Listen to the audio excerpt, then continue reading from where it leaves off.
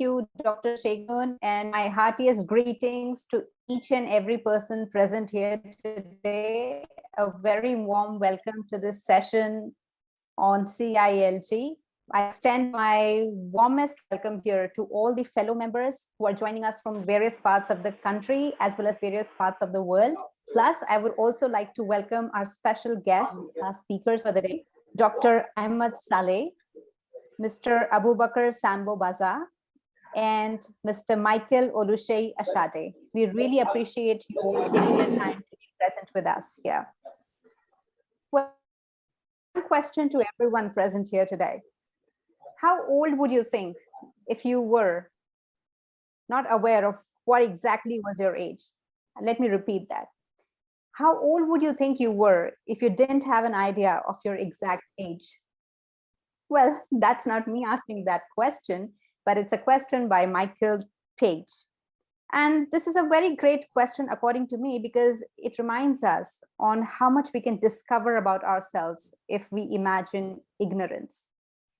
Because as the quickest of the experts say, one of the best ways of learning is to unlearn first. And this brings us to the topic that we are facing. It is a topic that has the highest likelihood of being of greatest importance, of being fair to all of us. If not all of us, at least the majority of us. That is under our control. I invite you all to put yourself in the original position and discover what you see.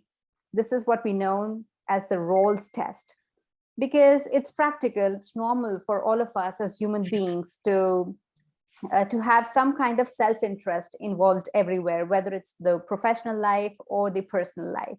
So it's okay. Every human being has some kind of self-interest clouded in their mind.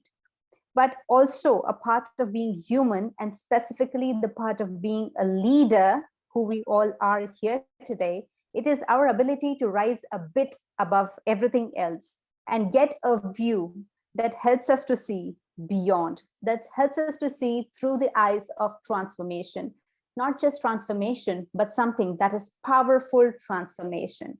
And therefore, I urge you all today to enjoy voting as your civic duty and a right, of course. And specifically, if any of the women members who are here today, let me make a special significance on how important voting has been for us. You know, way back in the 1800s, when countries started gaining independence, that was the time when men, I'm referring to the Western countries, that was the time when men got their voting rights as early as 1870, whereas for women to get their voting rights, it took another 100 years, almost 100 years. I'm talking about the Western world, which we claim to be the fast growing. So this is how important voting has been for us. And I'm specifically addressing to all the women present here, because it took us 100 more years to get our rights of voting. So let us not miss out any of the chances that we have to vote and choose the best leader for all of us. Again, with regards to today's topic, I really appreciate all of your presence here.